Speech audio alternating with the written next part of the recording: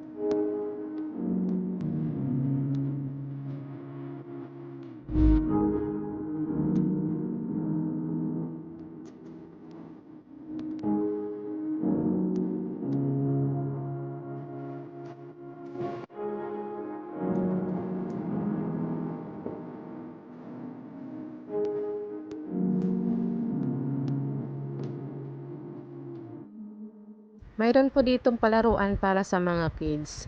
Kung kayo ay may dalang mga bata na gustong maglaro, mayroon po ditong palaruan sa bandang kaliwa, sa bandang dulo. Malapit po siya sa CR. At itong video na ito ay sa bandang dagat.